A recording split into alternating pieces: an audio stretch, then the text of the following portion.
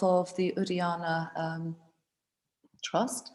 And you can see this actually online through the Udayana website, and just tune in with their blog. In fact, sign up for their newsletter and you'll get one of these movies of Bhante talking about him and his teacher, or Paramartha talking about his last, his experiences of Bhante. And this is what this particular film is about, his experience of Bhante in those last few days. So we'll be going over to that in a few minutes, I think. Yeah. Yeah. Do you want to give a little overview of this session? Oh, yes. Okay, good. That sounds good. It's good to have my instructions. Okay, so this session will be me introducing you. Hello, this is what I'm doing right now. And then we'll be having a look at this video from Mokshapriya and the Udayana Trust. And then we'll all be going out, well, hopefully you'll join us, and circumambulate the burial mound where Bhante's now been lying there for 2 years. And no doubt very disintegrated in so many ways in that cardboard coffin that I think he was buried in. And then we'll regather and watch another video, which was another film of Bhante and his friends. Well, really just people, Bhante's closest friends, talking about their experience of him. Yeah. And then I think right at the end of all of that, you can then stay on and watch the 20-minute video that Clear Vision made of the funeral, which is really excellent. And most of us watched that a year ago on the first anniversary. I think the amount of footage we had from that day was enormous, and they've cut it down to 20 minutes, and it's really, really beautiful. Yeah, so it's well worth staying for. So, yeah. So we'll now watch this new video from Gyan House. Yeah.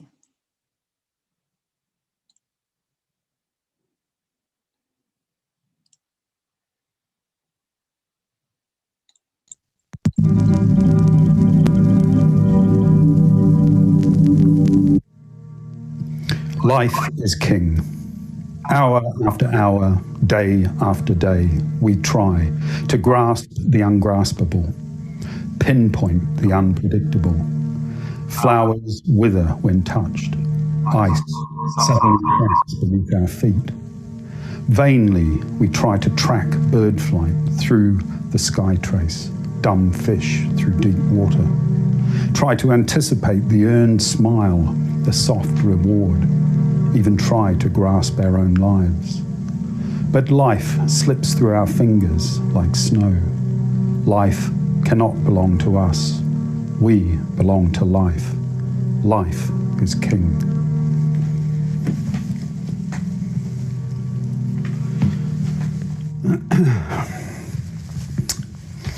So one of the things that occurred to me recently was the fact that the month of October for us in Triratna is quite a poignant month now, because it's the month that Bhante died, and we're celebrating the 2nd anniversary of Bhante's death, of course, this year. I've been reflecting on those months and weeks and days or almost hours prior to Bhante's death, as you'd expect. I was incredibly lucky to spend quite a bit of time with Bhante before he died. And I wanted to start this piece with a poem, actually, for a reason, because one of the most delightful things, one of the most wonderful things about my time with Bhante over that year prior to his death was spending time with him in the evenings, and just sitting in the conservatory looking out over the fields of Adhisthana. Delightful. But, we would talk and we'd chat from time to time, or just remain silent, or sometimes study, or of course he was going back to doing some writing, so dictation, and also read to him. And one of the most delightful things, I think, from that year was him asking me, and others, I think, to read him his own poems from the Complete Poems volume. His poetry gives a really deep insight into him as a man in terms of his life and how it's unfolded over the years. But not only that, also the depths of his spiritual nature, if you like, There's a lot there. So I was really moved to be able to do that during those evenings. And I was thinking about this. I thought, in hindsight, actually, I was wondering why he was reviewing so much of his work in that year. Because I read to him quite a few of the poems, selections of poems, but also quite a bit of, if not the whole of the survey, or at least a good part of it, and the 3 jewels and various other things. And in hindsight, looking back now, I think actually what he was doing was preparing for death. I can't state it more plainly than that, actually looking at it in hindsight. At the time when I was reading his poems, actually he was in good health, actually. In fact, he joked with me once or twice that he was feeling so good that he thought he might live to 100, you know. And I would sort of clutch my forehead and mock horror and Bhante, why stop at 100? Why not 108 or something? But looking back, I think in hindsight, actually, I think he realised, given his age, his 93rd year he was in, the frailty, all the vicissitudes of old age. I mean, getting out of bed, even with help, and putting on one's socks was, you know, it's difficult at that age. So I think he realised that even though he felt well, he probably didn't have a lot of time left. And that was evidenced in different ways, actually, because it was a period where he was seeing as many people as he could. I mean, he was seeing quite a lot of young people that perhaps wouldn't have had the chance, or wouldn't have had the chance, actually, just 6 months, 8 months later. But also, you know, old friends, and he was giving away a lot of things that had been given. But not only that, I think in a way coming towards the week or so before he died, you could really tell that spiritually, well, who am I to say, but it seemed to me that he was really shifting down a gear. He was changing down a gear, or changing up a gear. And what really impressed me was this, I suppose what you'd call sort of a sense of forbearance or fortitude, just dealing with the pain and the discomfort that he was experiencing just a week before he died, actually. A real patience that was deeply impressive. He sort of exemplified that for me personally, because I spent quite a lot of time during that week with him. And we'd joked about Bhante's patience. I'd said to him on a few occasions, "Bhante, you're so patient," you know. And he would laugh and he said, "Oh yes, well, people often say that, but actually I think I'm just stubborn. I'm stubborn-headed." And you know, I think that may have been true at times in the past, but I think then during that period that I saw him prior to his death, I think he exemplified the perfection of kshanti, the Buddhist perfection of patience, really. And it wasn't just a stoic hard-headedness or stubbornness at all, because at that period he was wonderfully warm-hearted and open with people. In fact, I think on the day that I ended up taking him to hospital in the ambulance, the day before he died, the district nurse came out. And she was obviously very impressed with Bhante's demeanour at that time. She had come to attend on him, to take some bloods and work up some tests, which actually at the time was too late, as it happened. But at one point, as she was attending on him, she said to him, "Mr. Lingwood, you're the perfect patient." And Bhante, of course, turned around and said, "Well, you're the perfect nurse," you know. Which, you know, the day before he died, I found sort of remarkable. Just, there was a moment where you weren't sure who was attending on who. It was quite impressive. So, yeah, those qualities of just forbearance and fortitude and patience, kshanti, over that period was deeply impressive. And a quality, I think, which is perhaps harder to define, but what I call a sort of matter-of-factness with Bhante. I've always been impressed. In fact, I think it's a spiritual quality, a sort of an ordinariness, or what I used to joke of as being a sort of a extraordinary ordinariness, a sort of straightforwardness in the face of whatever was happening, which has always deeply impressed me.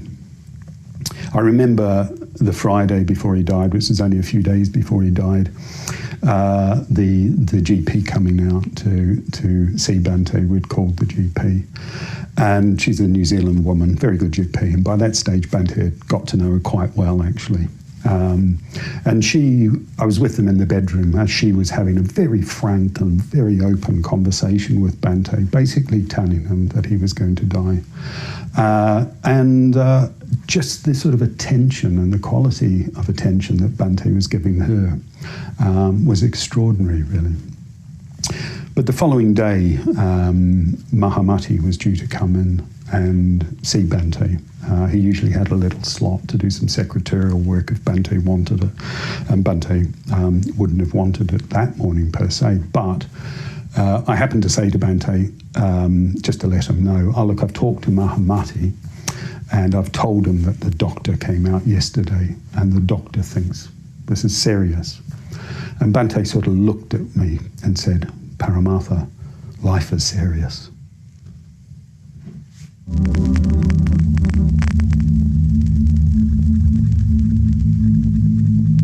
Something now a bit more personal. Could you say something about Jamyang Khyentse and also your contact with him? Jamyang Khyentse was one of my own Tibetan teachers in Kalimpong, from whom I received several Vajrayana initiations. I once went to visit him in Gangtok, and yes, I think I had to wait a little while before I could go in and see him. So I forget how the topic arose, but in the course of conversation, I asked him, I think, or he just told me what he'd been doing, just before I entered. So, no, I think he told me spontaneously that he'd been performing the funeral ceremony of a monk who was a disciple of his who had died. And he'd been especially chanting the Vajrasattva mantra, and he told me that the chanting of the Vajrasattva mantra was especially appropriate in the case of the dead, that if one wanted to benefit a dead person, especially, one should chant the Vajrasattva mantra for them or on their behalf. So I remembered this, as you'll see. When I was in Kalimpong in 1967, on my sort of farewell visit. When I was in Kalimpong in 1967, I was there with a friend who had accompanied me from India. I had quite a strange experience. I was staying at the Vihara, and it was night time. It was the night of the new moon, and I was sleeping in my room. I was on my bed, this side of the room, so my friend was sleeping on the floor, this side, so there was a sort of empty space, a floor in between. So I suddenly woke up in the middle of the night, and it was about 2 o'clock in the night. I subsequently looked at my watch. But I woke up and I was wide awake, and I sat up in bed, and I looked down and I saw in the floor a deep pit. Must have been about 10 or 12 feet deep, a deep pit. And in that pit, someone whom I had known was standing.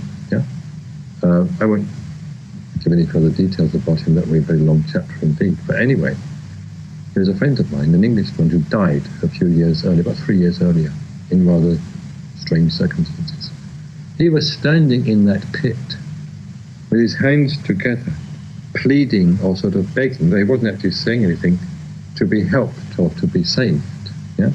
And he was in a very, very sad condition. So I was wide awake, and I saw this figure with exactly the same, clarity, literalness, just as I can see any of you. There's no difference at all. That person was actually there, standing down there in that pit. So I knew that he needed help. So then I had the sudden recollection of what Jamyang Khyentse had told me about repeating the Vajrasattva mantra. So I started repeating, and again I'm still wide awake, repeating the Vajrasattva mantra. And then I saw the letters, the Tibetan letters of the mantra came out of my mouth, yeah? And I mean, they're just as though they were, just carved out of some physical substance and quite bright and shining. They came out of my mouth and they went down, like in a mala, in a chain, down into this pit.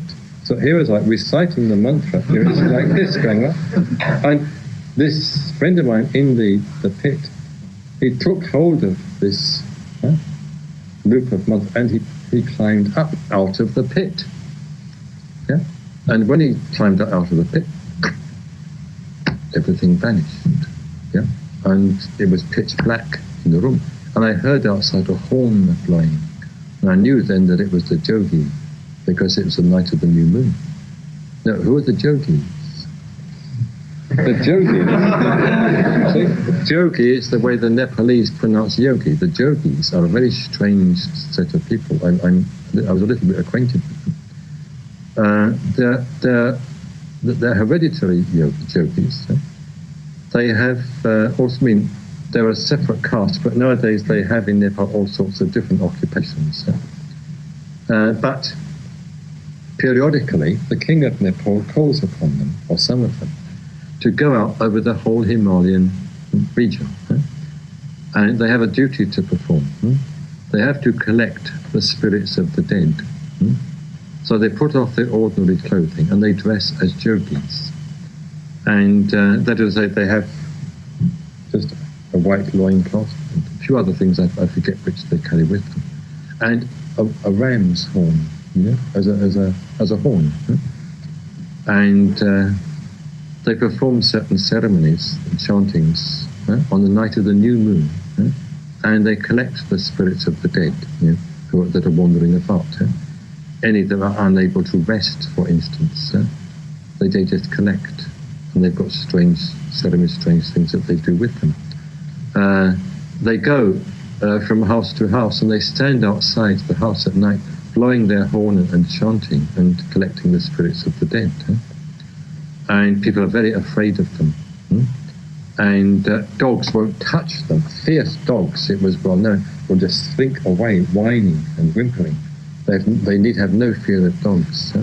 And the next morning they come, turn by turn, to each house where they've performed their ceremony the night before. And these yogis had often come to the vihara, and my students and servants would be very afraid of them and not want to go near them, but just give them, the custom was they had to be given rice with a few coins. They might be quite rich people and not need the money, but they were doing that tour of duty, and that was the custom. You had to give them rice and money. So I used sometimes to call these yogis in. My servants and students would say, "Oh no, you can't do that, it's the yogis, very dangerous." And they were really weird people. There was something very strange about them. But anyway, I used to call them in and talk with them sometimes. So anyway, I heard the yogi blowing his horn, just as everything went black. And I knew what it meant, that that was the night when they collected the spirits of the dead. But the most extraordinary feature of that holy experience was that when I just saw that person with the same vividness and three-dimensionality as I see all of you now. But after that, I had considerable faith in the Vajrasattva mantra and in what Jamyang Khyentse had said, and in the usefulness of the Vajrasattva mantra in the case of those who had died.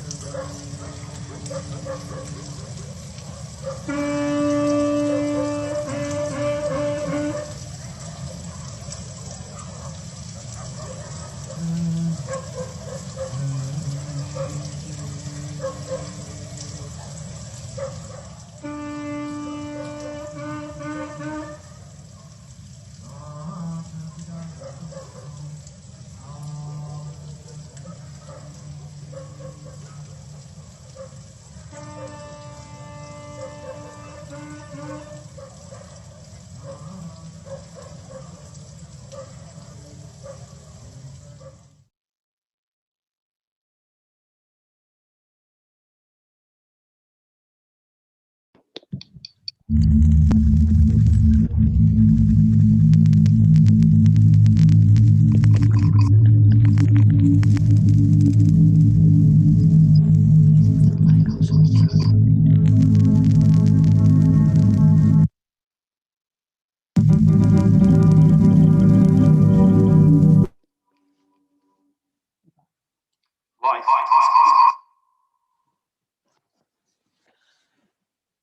so just to take off the echo. Thank you.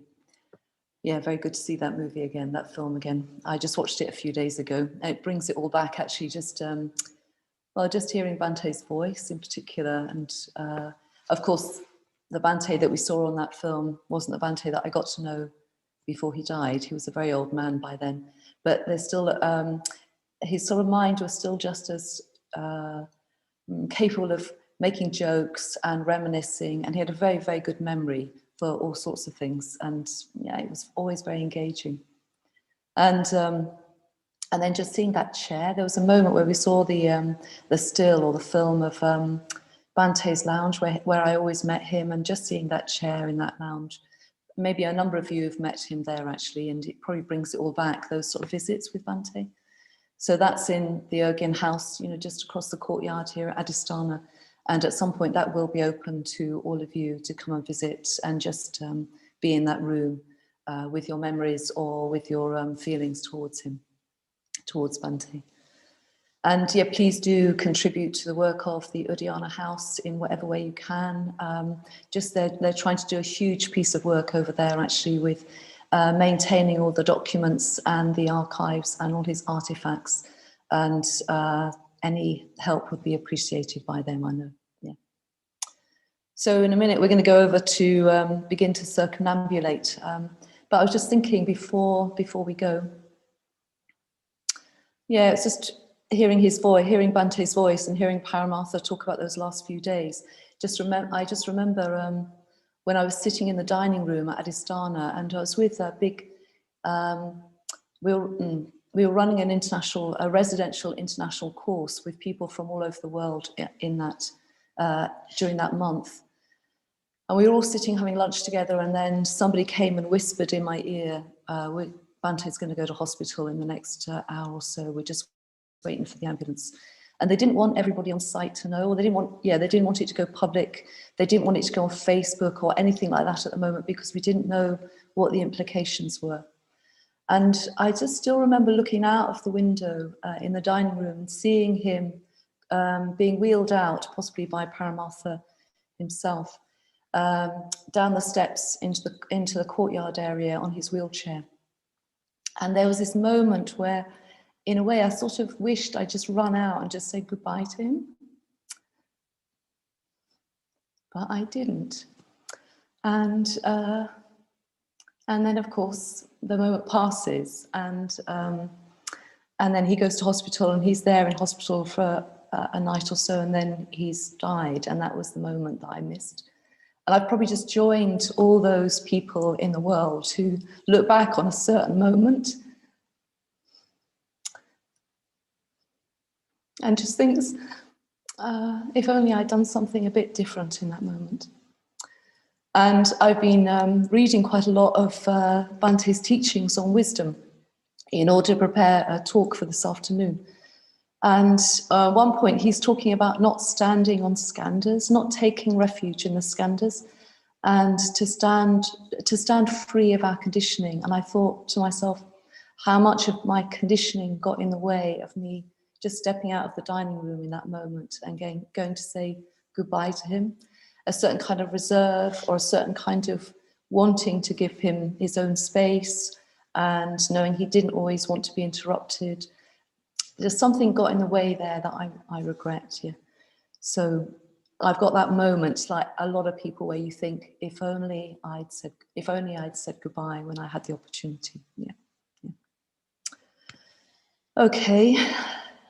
So yeah, we'll head over to the burial mound now, where the community will be circumambulating and making offerings, along with some of the locals. Great. And during that, we'll be playing some mantras and words from Bhante. Great. And thank you, and we'll see you out there. Well, hopefully you'll see us out there. Yeah. And yeah, do join us in whatever way you can, chanting or just sitting quietly and meditating.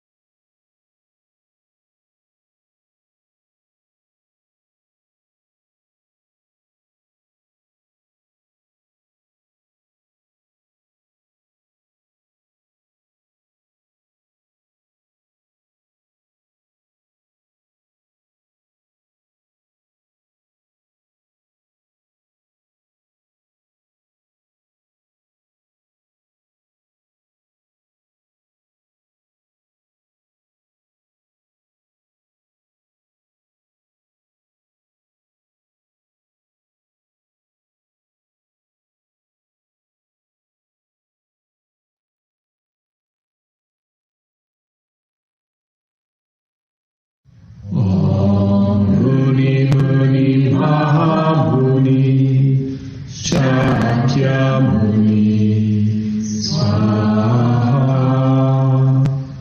Om Muni Muni Mahamuni Shakyamuni Swaha. Om Muni Muni Mahamuni Shakyamuni Swaha. Om Muni Muni Mahamuni Shakyamuni Swaha. Om Muni Muni Mahamuni Shakyamuni Swaha. Om Muni Muni Mahamuni Shakyamuni Swaha. Om Muni Muni Mahamuni Shakyamuni Swaha. Om Muni Muni Mahamuni Shakyamuni Swaha. Om Muni Muni Mahamuni Shakyamuni Swaha. Om Muni Muni Mahamuni Shakyamuni Swaha.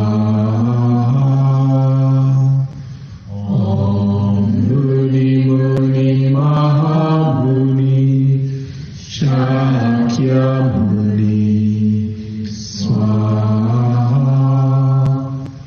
Om Muni Muni Mahamuni Shakyamuni Swaha. Om Muni Muni Mahamuni Shakyamuni Swaha.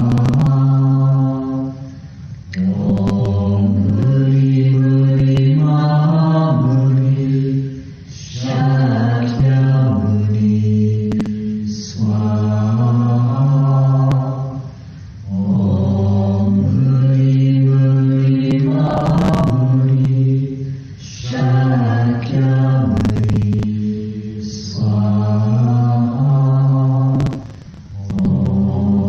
Muni Muni Mahamuni Shakyamuni Swaha.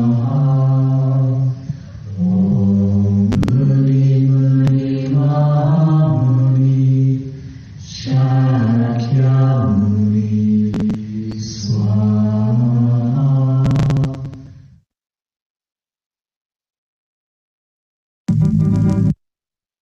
Loving kindness, Karanya Metta Sutta. This must be done by one who kens his good, who grasps the meaning of the place of peace. Able and upright, yea, and truly straight, soft-spoken and mild-mannered must he be, and void of all the vain conceit of self.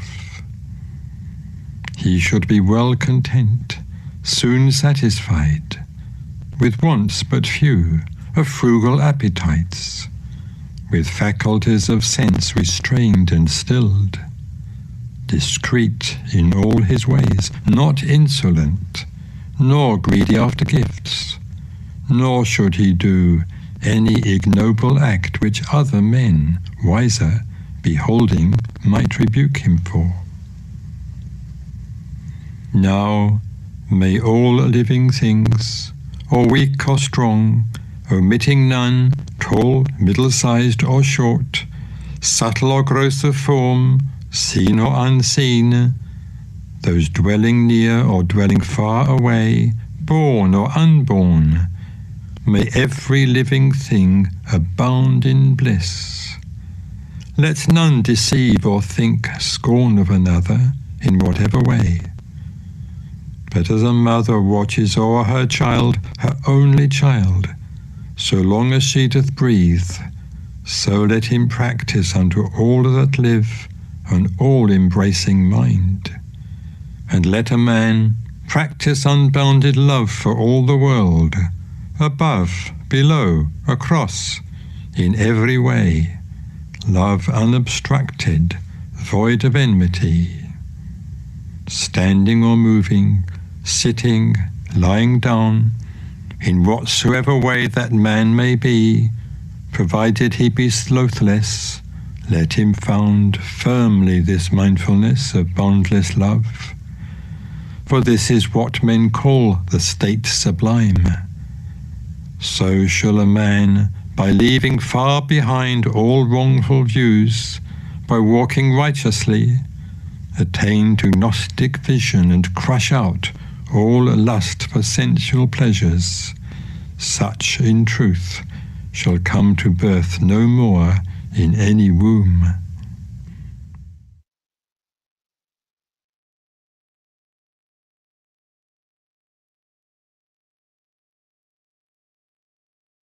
Om Muni Muni Maha Muni Shakyamuni Swaha. Om Muni Muni Maha Muni Shakyamuni Swaha. Om Muni Muni Maha Muni Shakyamuni Swaha. Om Muni Muni Maha Muni Shakyamuni Swaha. Om Muni Muni Maha Muni Shakyamuni Swaha. Om Muni Muni Maha Muni Shakyamuni Swaha. Om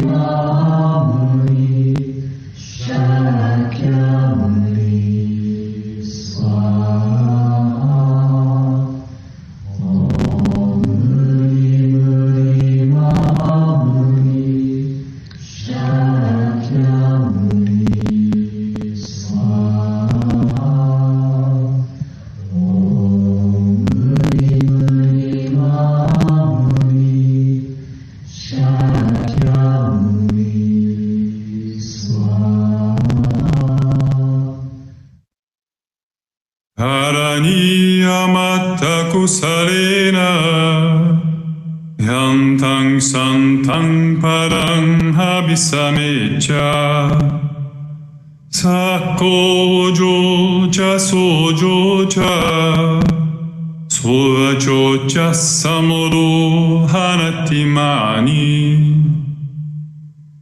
Santusako cha subaro cha Appakicho cha sallahu kavoti Santindriyo cha nipago cha Appagambo kuleso hananugito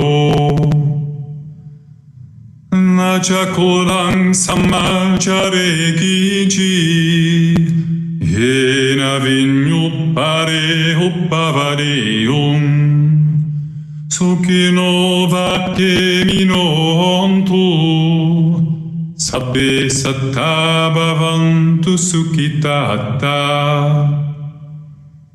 Eke cipana buddhati Tasava tavarava anavasesa Digavaye mahantava Majjimara sakanukatula Ditavaye vadita Yece doreva santi avidure Buttava sambhave siva Sabbe satta bhavantu sukitata Naparo parang nikobeta Natim manyeta katta chinang kamchi Dharosa patigasanya Nanyamanya sadukamicheya Matayatani yang puttan Ayusa eka puttam anurake Evampi sambhavottesu Manasang bhavaye apparimanam Mittancha sambhalokasmin Manasang bhavaye apparimanam Uddang adocha tiriyancha Asambadang avira pasapattam Titang charang nisinova Sayano vaya vatassa vigatamito Etang sating aditeya Ramamitang viharang idamaho Titincha pagamma Sillavadasanena sampanno Kamesso vineagedam Nahijatu gabbaseyam punareti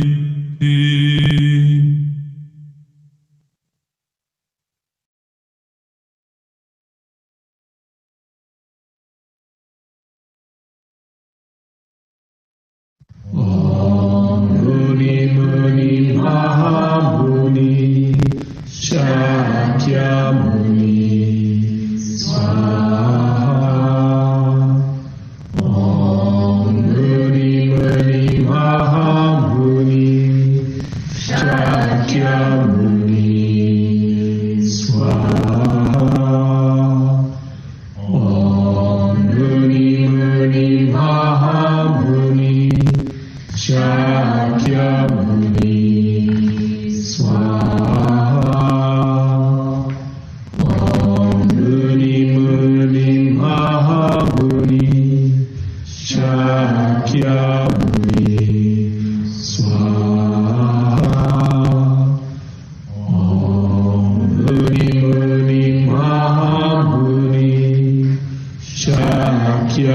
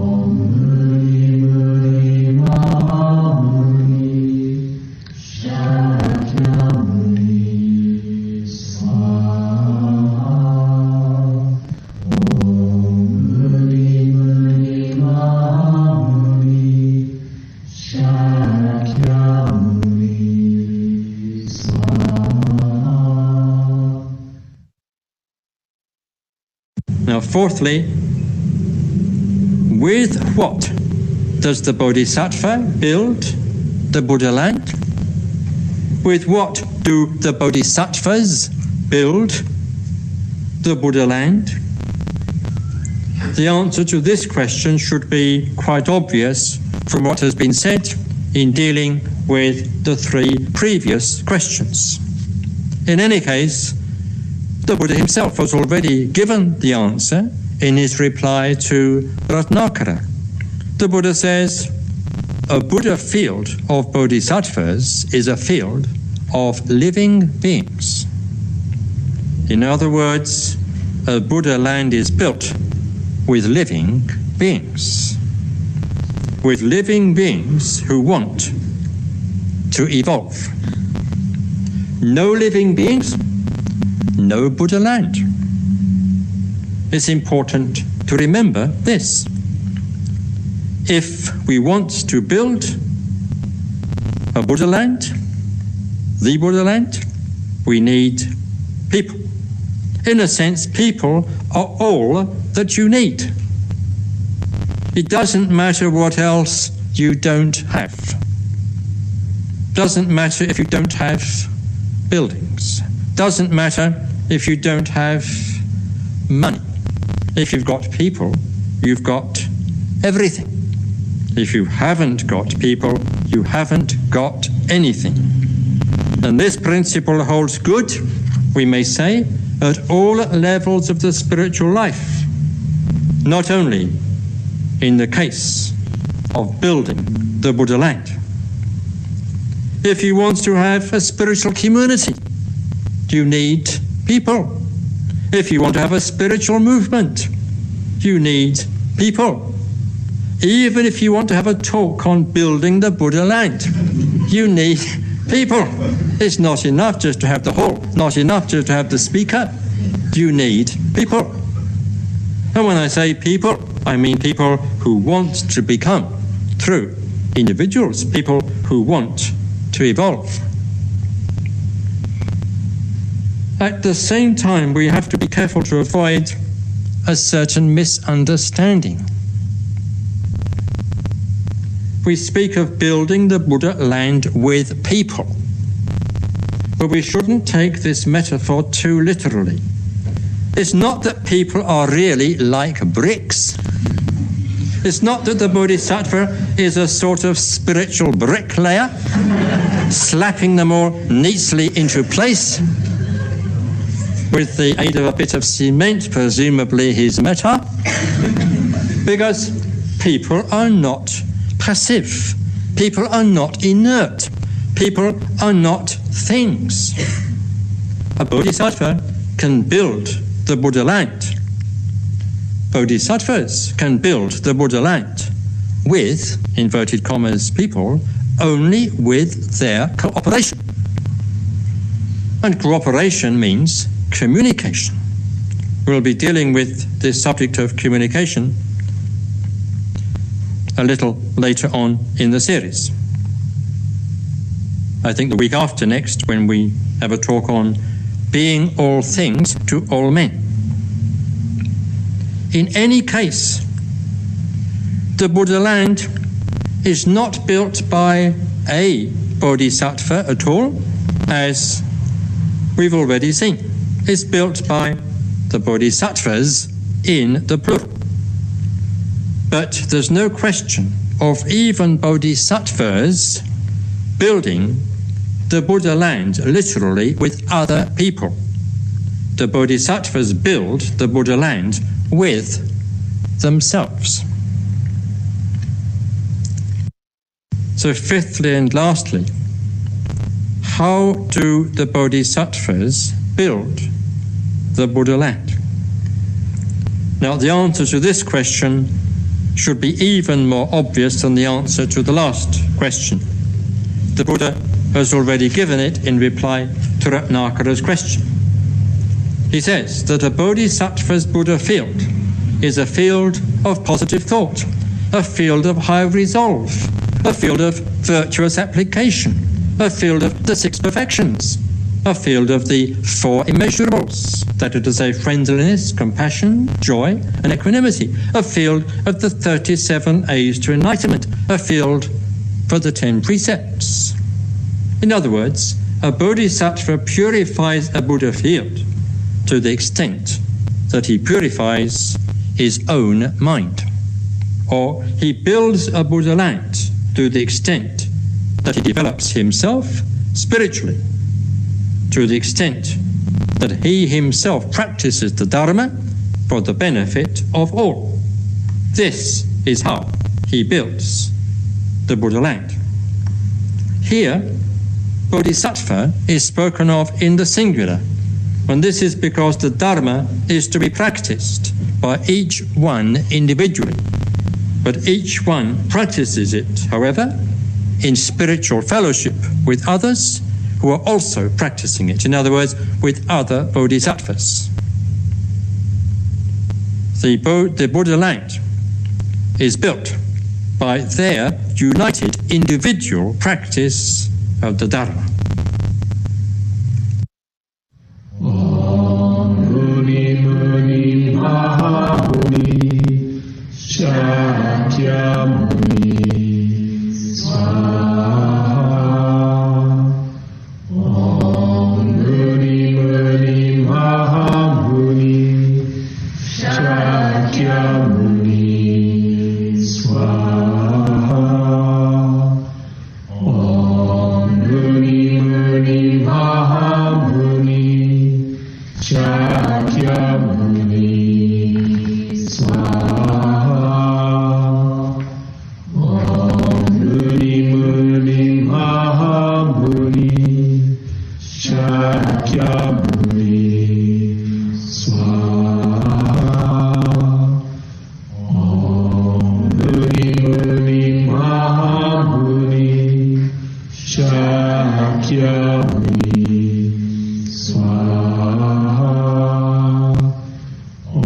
Om Muni Muni Mahamuni Shakyamuni Swaha.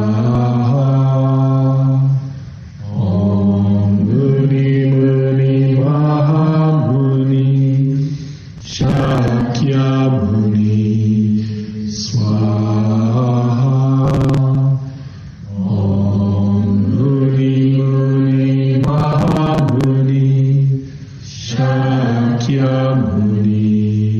Swaha.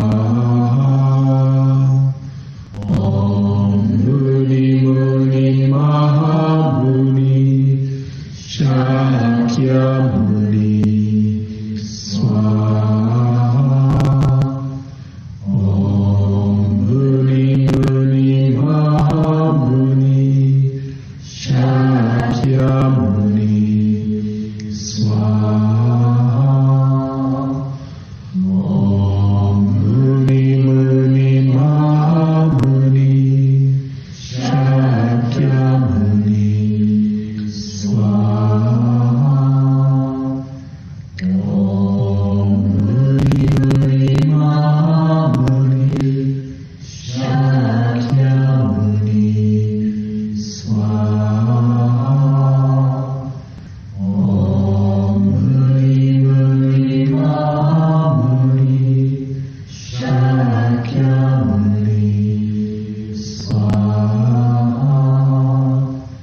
Om Muni Muni Mahamuni Shakyamuni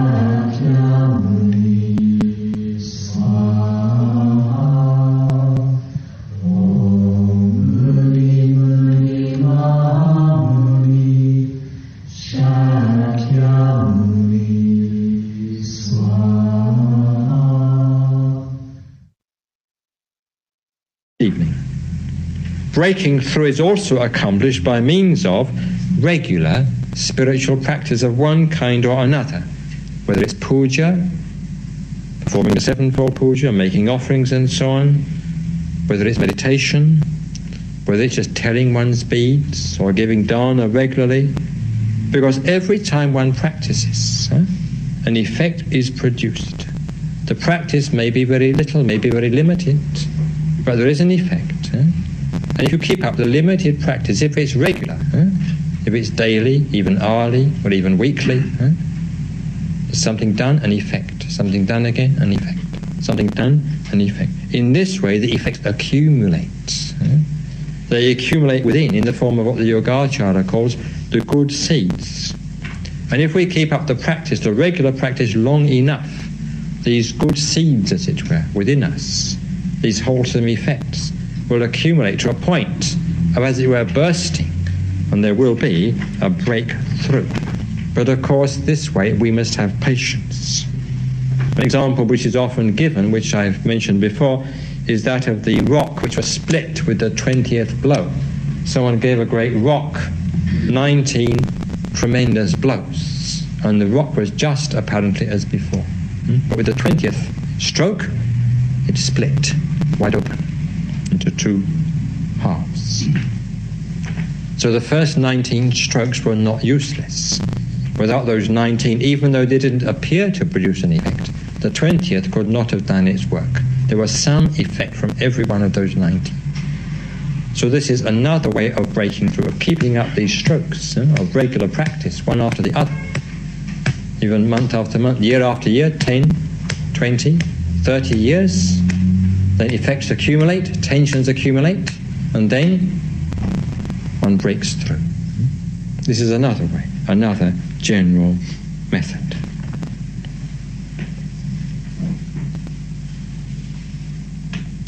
Breakthrough is also achieved in one's life, sometimes, by the introduction of a new factor, especially a new person, by which one means something or someone that or who jolts one out of our accustomed routine. Who, if you like, breaks up our accustomed routine, who gets us, to some extent at least, out of our conditionedness. This is another way in which, generally speaking, Om Muni Muni Mahamuni Shakyamuni Swaha. Om Muni Muni Mahamuni Shakyamuni Swaha. Om Muni Muni Mahamuni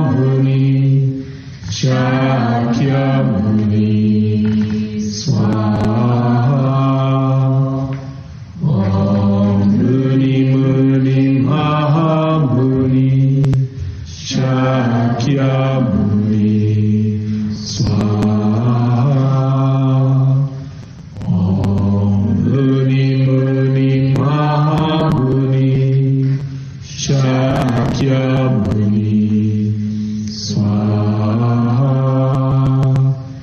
Om Muni Muni Mahamuni Shakyamuni Swaha. Om Muni Muni Mahamuni Shakyamuni Swaha.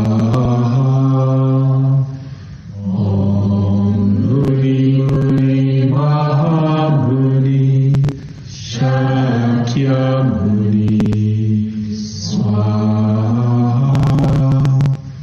Om Muni Muni Mahamuni Shakyamuni Swaha. Om Muni Muni Mahamuni Shakyamuni Swaha. Om Muni Muni Mahamuni Shakyamuni Swaha.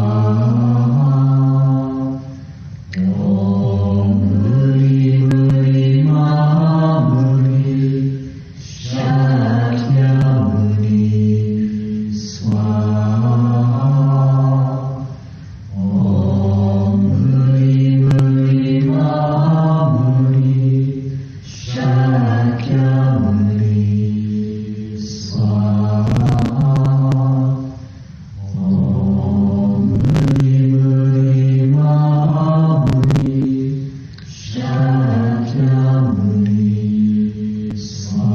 Swaha. Om Muni Muni Mahamuni Shakyamuni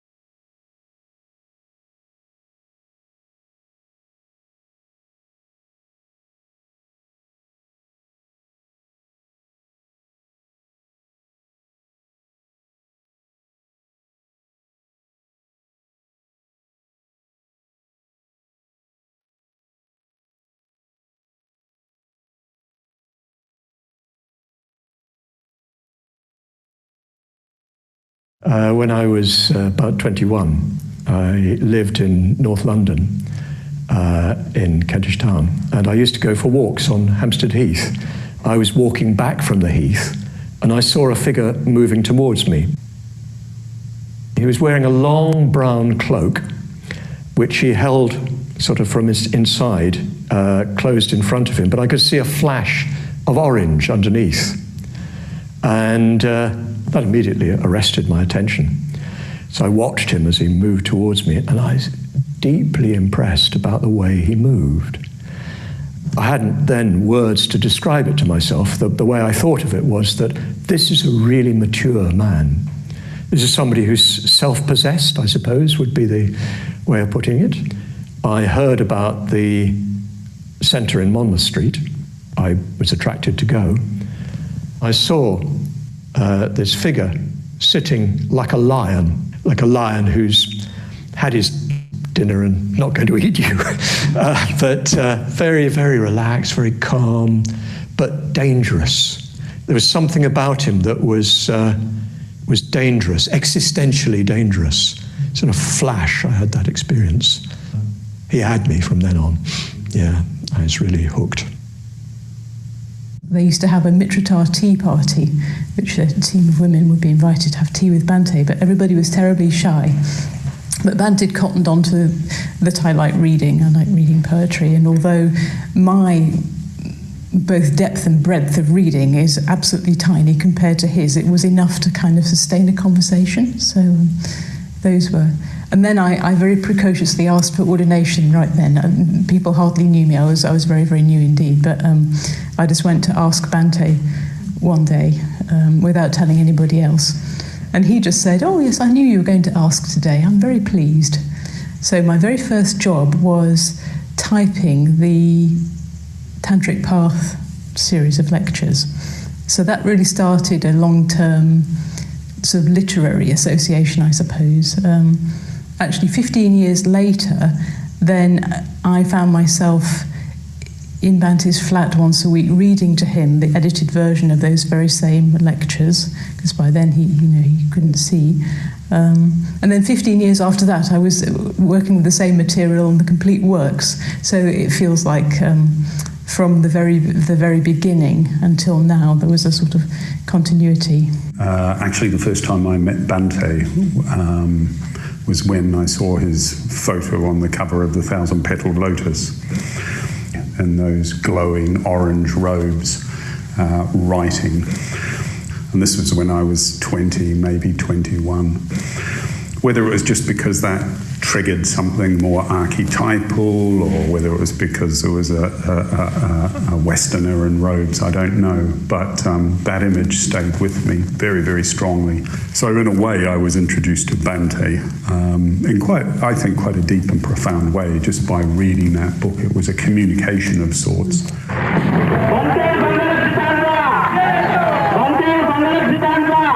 His last talk in Nagpur, Bhante said, Nagpur need 100 order members.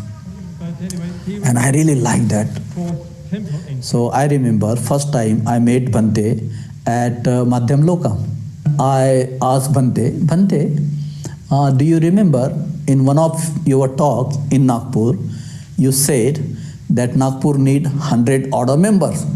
And Bhante smiled and said, I do remember. And I said, Bhante, do you know now we got more than 25 order members? He smiled. So every time I met Bhante, and I would say again, now Bhante, we got 40, we got 50, and last I remember, so I said, Bhante, now I'm very happy to tell you, in Nagpur, now we have more than 70 order members. Then he had a big smile and said, few more to go. He wasn't just like a man in isolation. I learnt he had a family, and he was still in quite good contact with that family. I learnt about his relationships with his parents. He and his mum would sit in the lounge. They'd be listening to the radio, and she wanted to listen to a more kind of ordinary, entertaining program, and he wanted to listen to classical music, and he often got his way. And I think he looks back on that in a way that felt regret. He thought she was probably sometimes quite lonely, sitting in this room, listening to music she didn't really enjoy, with a very young man or adolescent who wasn't really communicating very much. He sort of got a sense of that in his later years. So I felt like I saw Bhante in his fastidiousness is a word that comes to mind. He was quite fussy about, he had very definite taste. And I'd see that sometimes, and then I'd see him in his quite humorous mood. He would tease people. And also I would sometimes just get this flash of this understanding of something of reality that was just opened my mind and heart up to something much bigger. He'd sometimes send for me and say that something he'd read in Shabda had concerned him. And would I follow it up? And I never particularly enjoyed that, because it felt like, I don't know, being sent off to check up on somebody. But actually I did it because I knew it was coming from care for the person and also for the order. And he would sometimes pick things up that had seemed quite innocent, but he would have a concern, and then when it was followed up, the concern would often be quite acute or quite apt, and then often it would lead to something, and then it would actually be really quite helpful for the person. And he got so many letters from people, letters that he got of appreciation, or somebody who was having a hard time, and he would be wanting to make sure they had support. So he once said to me he felt concerned that when he died, he worried who would have the eagle eye on the order. And I thought, eagle eye, that sounds a bit, I don't know, like Big Brother or something, but actually what he meant was somebody that could have an overview and who would pick things up out of concern. You know, he's been a good friend. Obviously, there's a very strong vertical element to our relationship. He's my teacher. But, you know, I think he says somewhere, doesn't he? You can't really teach anybody unless he's also a friend. I can't remember where I read that. I thought that interesting. It's a koan. In a funny sort of way, I think Kalyana Mitrata is a koan, you know, over the years. You're operating on different levels. I think what Bhante saw in me, or certainly what Bhante released in me, was my potential. Bhante had always been extremely encouraging to me and always sort of egged me on. It was, on the one hand, extremely good and very, very inspiring just to be in close contact with somebody of that kind, but it's also a little daunting and at times a little painful in a way because one's a bit too near the flame. And so I think I was being educated in a perspective which was not merely sort of functional but spiritual as well.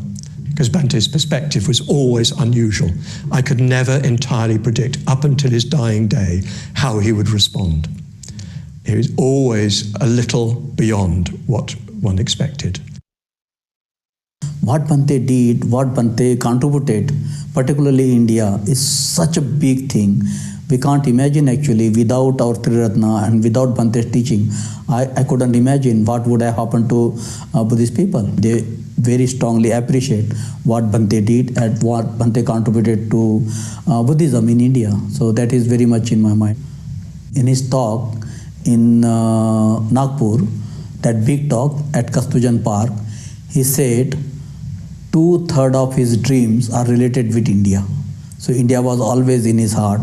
And we are also aware about the controversies about Bhante's past, but this didn't shake my faith in Bhante. The particular way or particular presentation of Bhante's teaching really changed so many people's life. I did have a period when I fell out with Bhante. The connection was still strong, but the communication was difficult. It's a most painful period of my life. And that means I really understand what the Buddha says, that when he says that to be out without somebody to revere and rely upon, life is painful. Right? Without something to revere and rely upon. And I revered and relied upon Bhante for 30 years or whatever, and suddenly, it's not that I didn't, but I couldn't do it so easily. I think what it really was about was a growing up in that relationship. Come to terms with the fact that Bhante was both a man of exceptional vision and at the same time was a human being, not altogether sorted out, various things still to work with, and I was able to hold both of those at the same time. But actually, he was a very kind friend to me. There was a time, I suppose about 20 years ago, when I just ran into real difficulty in my life, and he was just really very nice. He used to ring me up and come and see me, and I felt like, well, a friend in quite an ordinary sort of way. I mean, I'm aware that hundreds of people have relationships of different sorts with Bhante. I always used to feel how generous he was to give his time to so many people. I used to think, well, this isn't the only thing he could have been doing, setting up this movement. And in some ways well, it was at a cost to him. You know, I think he was very proud of it. He felt it was the major work of his life, but he also could have imagined a different life. Maybe that was something he missed. In some of his writings, he talks about how he would go down, you know, when he was living in London in the 70s, he would go down to the pub and just sort of sit and have a pint and just be among folk, being anonymous. And I sort of have a feeling that was a side of him that he would have liked to live more, perhaps. And yet, you know, completely swept along by other forces. Extraordinary experiences in his life, and he had an extraordinary grasp of the Dharma and how to communicate it. But I think as well, he was himself a learner and a Dharma practitioner, I don't feel that he ever wavered from that. And reading him, you can see how difficult that was sometimes to deal with the forces that he had within him and outside him, and yet managing somehow to do it, to do so much. And there were times, quite moving times, when he knew some of the controversy that was going on around him and what some people were saying about him or what some of his friends were saying about him. I remember once going in and he said, can I just hold your hand for a bit? And that's all we did in that moment, just for a few minutes. He knew I was serving him by the job that I was doing. When I became chair at Adhisthana, he knew I was really serving him. And he could see that I was doing a good job or a good enough job. And he wanted to serve me as well. So it was kind of mutual in that respect. I think it was 1990 or late 89, I can't remember now, when Dada Rinpoche died. I think that affected Bhante quite deeply. Bhante's always had a very vivid dream life, and quite often his teachers would appear in his dreams. I was starting to have dreams as well, by association. Mine were always a little prosaic, his were more interesting on the whole. But I think what is essentially was the most difficult was when he was suffering himself as well through his insomnia. That was so painful for me. And painful for him, because in a way there's not much you can do. There's not much you can offer. But in those moments where he was just awake for long periods, I did ask him what he did, and he said, well, firstly, I just try and think of all my friends. And he had a lot of friends. He would think of all his friends and what they've given him, which I was really humbled by. Actually, I really just thought, that is so extraordinary when you start suffering so badly that you turn your mind to your friends,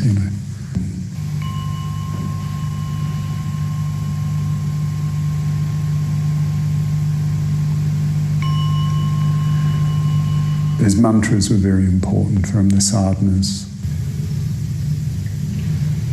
So I was there, in the 2 or 3 or 4 days with him before he died. I could read to him. I'd been reading the 100,000 songs, a new translation of the 100,000 songs of Milarepa. So when I was with him, that had been a feature of our evenings for a month or so. I actually said goodbye to him. I wasn't quite sure what was going to happen, but 5 in the morning, the day before he went to the hospital, we sort of said goodbye, really. I think both of us knew that perhaps if we didn't take the opportunity then, there wouldn't be an opportunity. Perhaps, one never knows, does one? Before we'd left Adhisthana, he asked me, he didn't want to lose this mala that he had. I put that in his hand, and Sangharakshita and I, Sangharakshita had brought his case with him, so he just put it over his head. And then, maybe within not long, maybe a minute or so, he just stopped breathing. It was quite extraordinary, really. Yeah, it just seemed very, very, very still and deep. In a sense, almost quite a beautiful moment. Just this old body just being let go of. People ask me quite often if I miss Bhante. In a certain point of view, I really don't. And I kind of have wondered if that's a bit hard-hearted or something, but it doesn't feel hard-hearted. It just feels like he still feels very present in my life. But the area, the level in which I do miss him a bit is the thing about coming back from having been away somewhere and just being able to kind of tell him how things are going. There are times when I miss him. Maybe there's sort of softness that I miss. Or maybe just a very encouraging Kalyana Mitra. I think Bhante's written somewhere, the ultimate test of fidelity is death, isn't it? So I don't see there's a loss of connection, at least in my own being. I don't see there's a loss of connection at all, really. But I do miss him a lot. No doubt he'll come back. Again, he told me on one occasion that he didn't want to be reborn, and he hoped that he'd have a rest. He said he wanted a long rest. But then he said, but there is rebirth, and I do believe in rebirth, and there is the Bodhisattva vow, and so therefore I will come back. I talked to him once about his Bodhisattva ordination that he took from Dada Rinpoche, and he said it was the happiest day of his life, that it was the fulcrum moment that everything before had led to and everything since came from it. And our movement definitely came from that, because one of the Bodhisattva precepts that he took from Dada Rinpoche was to create community, was gather in Sangha. We lot are all linked at a level beyond this life, beyond birth and death in this life, that there's something that's bound us together, that will keep us together in the future. And to that extent, for instance, at times people have despaired about what's happening with the movement and so forth. I've often been able to hold on to that sense. Don't worry, it's got a much, much larger perspective than that. This is a lifetime's process, and I'm in it for those lifetimes. I'm pretty confident that I'll find Bhante, or he'll find me, and I'm pretty confident that I'll find you lot, and that we will reignite the Dhamma in the way that Bhante has taught us in whatever situation we find ourselves. I'm pretty confident of that. I had a dream about 2 or 3 months after his death where I'm sitting with in a vast circle of Buddhists, possibly Triratna, possibly just Buddhists. And the circle's so big I can't quite see to the other end of it across from me, but there's somebody gesturing. I'm trying to work out who it is, and I realise it's Bhante. And he's got, rather strangely, a half glass of red wine, and he's holding it up, toasting me. And I realise in the dream I've got a half glass of red wine. So we're toasting each other across this vast circle of Buddhists.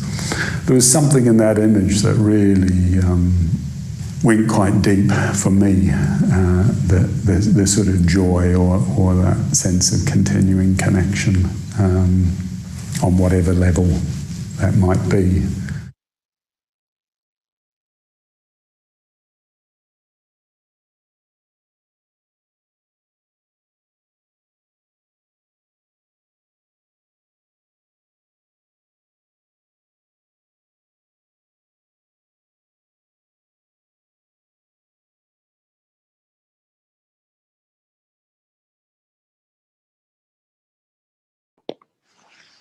Thank you.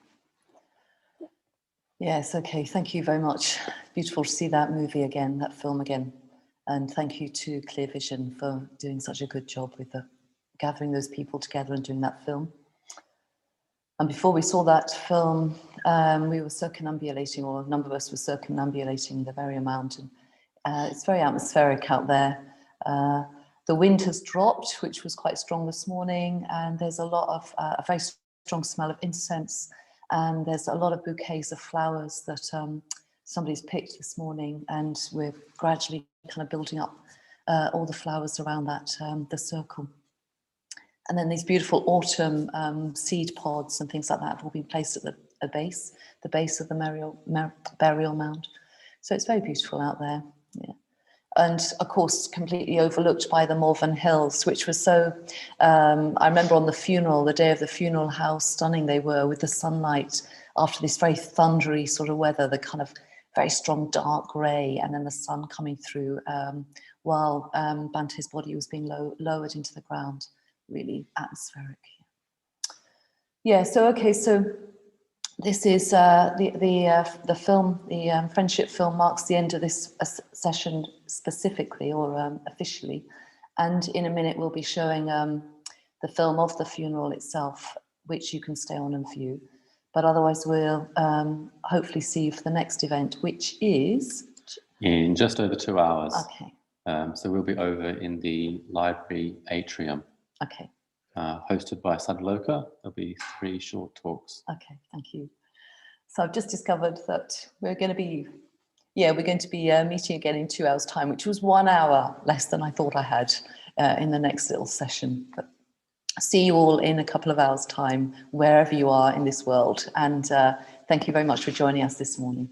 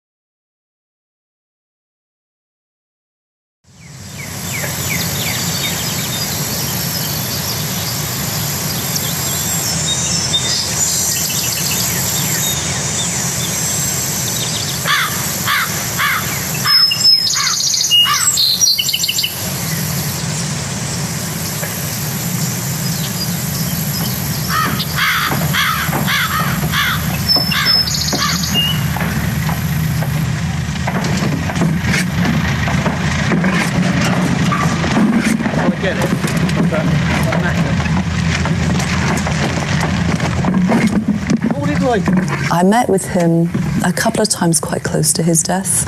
And interestingly, we did talk about death even in one of those meetings. And he was ready for it. He was really ready for it. He was very kind of pragmatic and even quite nonchalant about it.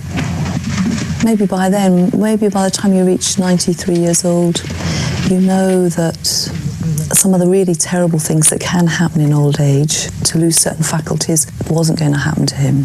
So he'd cleared a few hurdles in terms of that process.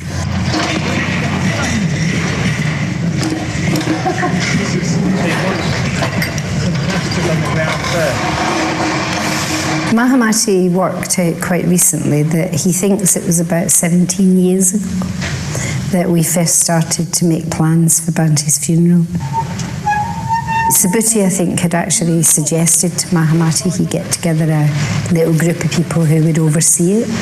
So then with Bhante's blessing, we started to look at what we would do. I mention his blessing because he was quite, he knew that we were doing that. It's one of those things where it was quite straightforward actually to have a conversation with Bhante about that and say, oh, you know, the funeral committee are thinking this, so what do you think about that? Bhante had gradually been deteriorating in terms of his health. He'd been off his food for about 10 days before he died. It looked like it could be digestive problems, but actually it turned out really to be more heart and lung problems, and eventually it was pneumonia. We just scrapped any kind of schedule that we were thinking of, and the site then went into a very ritualized space.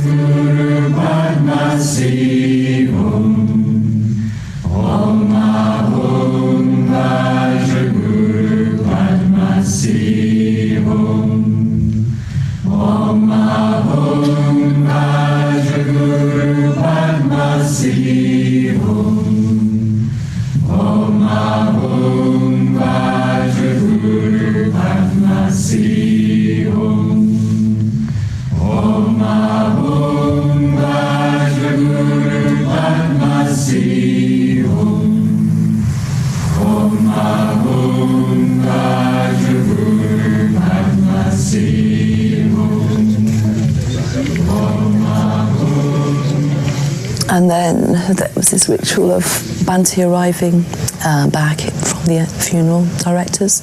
And I was asked if I would be in the courtyard to say something, welcome him back.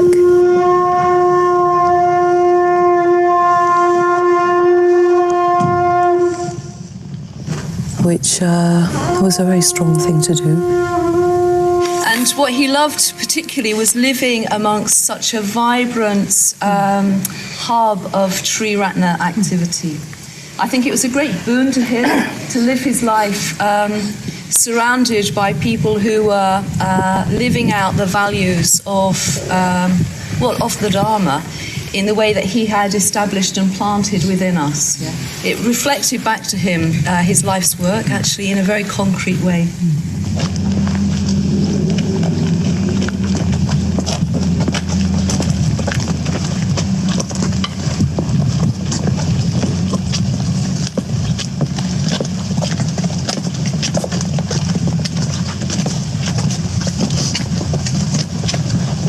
So many ways his timing was perfect. You know, he's had a long and good life, 93, so it's not like we've lost our teacher prematurely. In terms of him, he's had the happiest year of his life. He's told a number of people one of the happiest years of his life in this last year, so it's very good to think of him dying, having had that experience. And from the experience of our order and community, I think we're in a very good place for continuing. Sometimes I think, I'm not sure he chose to die. I don't know if he chose to die at this time. But sometimes people die when everything's in place. And I wondered if there wasn't a sense that things that he really wanted in place were all in place now. There was this European Buddhist organisation having a big AGM. So 25 European Buddhist teachers were at Adhisthana. He met with several of them. He was very, very keen that that event happened here. And he was very keen that we did it well, which we did. There was contact between Adhisthana and a much wider Buddhist community. They'd appreciated being here and they really understood what Triratna was about in a way they hadn't done before. I think that was a very important, a little turning point for him, an important thing for him. It's great to hear about people who... Then you had this international course, 4-week international course happening, where he could see, that there were other generations now coming into the movement that were holding responsibility.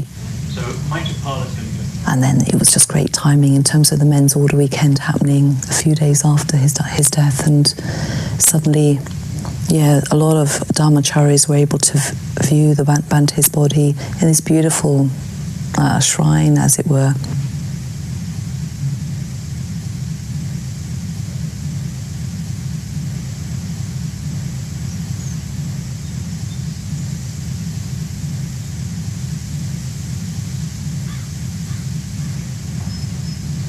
I don't know how many people have been through to see the body, but it's been a lot, probably hundreds, I would guess, in the end. One thing that was quite extraordinary in this room was that we have a very large refuge tree, and the way Bhante was placed here, it meant that if you stood at his feet at the bottom of the body, there was a very strong sense that the body was kind of part of that refuge tree.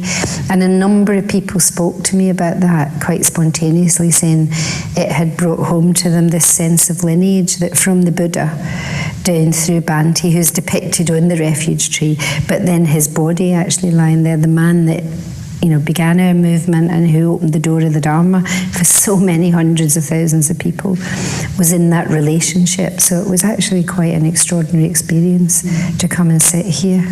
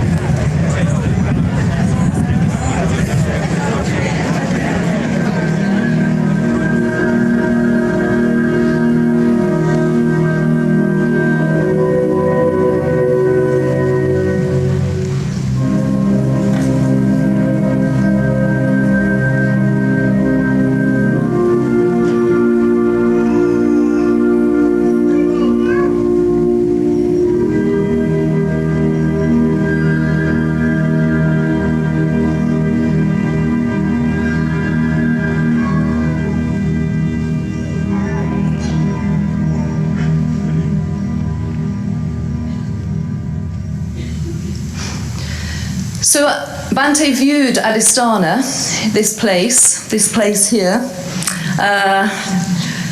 maybe not this barn, but anyway, this place, he viewed it as a place of lineage and blessings. He knew it would be where he would live his final years. He knew it would be where he would be buried. He will be buried as one of the most significant Buddhist teachers in the West since Buddhism began its migration from its countries of origin. We had 1,000 chairs in there, and there were, I would think there was probably 100 or 200 people standing. Mahamachi told you that I first met Bhante 49 years ago. Actually, I saw him for the first time 50 years ago, almost to the day. I saw him just walking along past Hampstead Heath. I had no idea who he was, but the image of his mindful, self-possessed presence is indelibly imprinted on my mind. I can see it right now. And it was only later that I realized the person I was learning meditation from was the one I'd seen so much earlier, or somewhat earlier. I did see him in Hyde Park at a Rolling Stones concert, but he denies it.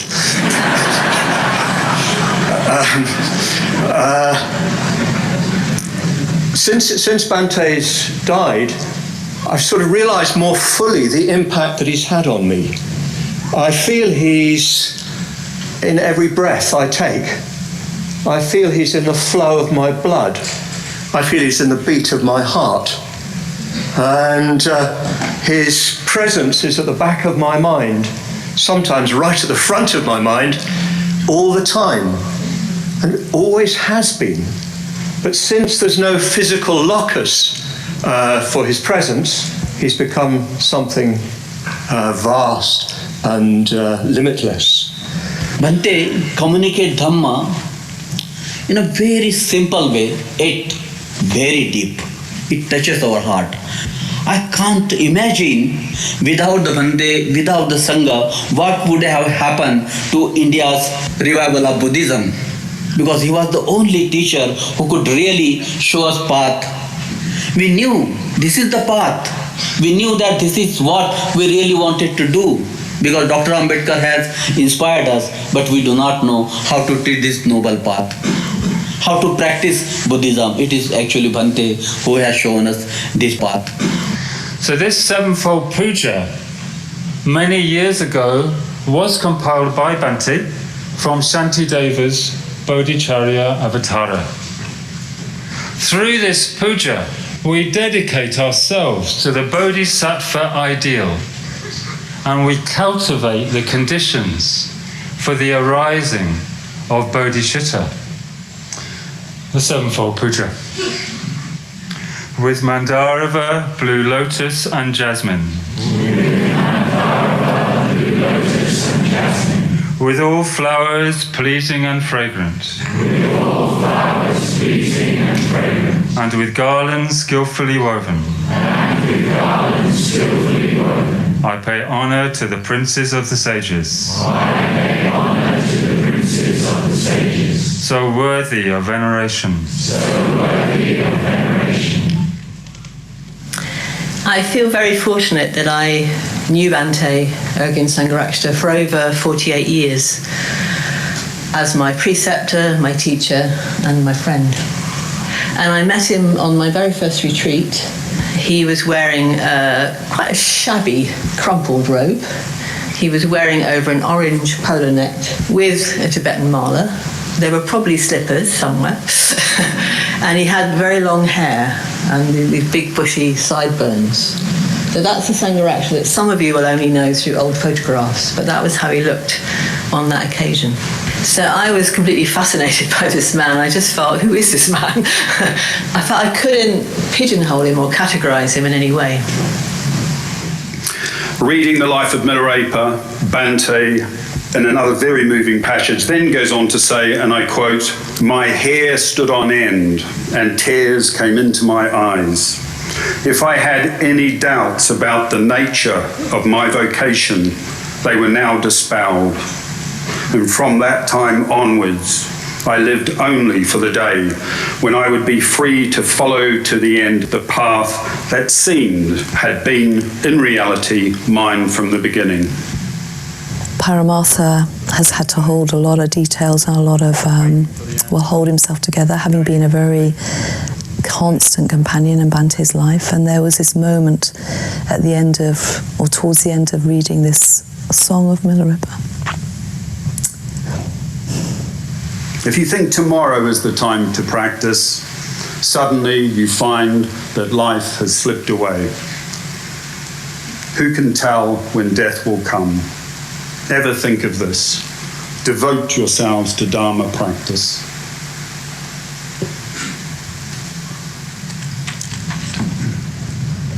Muni, Muni, Mahamuni, Shakyamuni, Sadhu. Muni, Muni, There are various elements of the day that I think held significance. For example, the offerings that we had, the 7 traditional offerings, we had someone from each part of the world to make an offering. And that very much reflected the international aspect of our order, which is very close to the heart of Bhante. It's very much a part of Bhante's vision for our order, that it's international. So it was particularly moving to see people from all around the world, those different areas, coming forward with their offering. Plus Bhante's great niece who was there, she was able to do one of the offerings, which I know she was very touched to be able to do.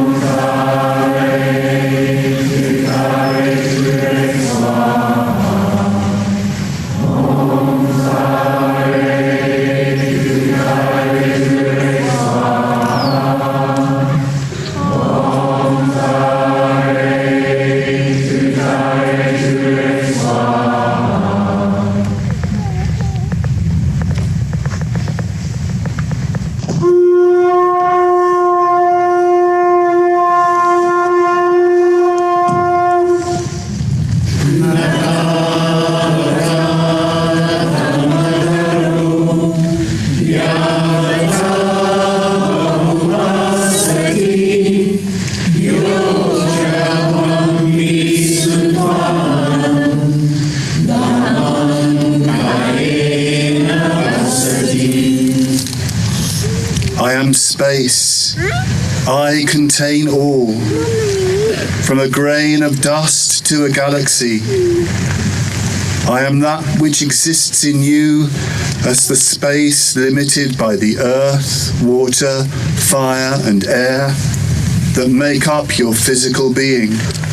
But now they have all gone, and I must go too, leaving you unlimited. Now we must part. Goodbye. Muni, Muni, Mahamuni, Shakyamuni, Sadhu. Muni, Muni, Mahamuni, Shakyamuni, Sadhu.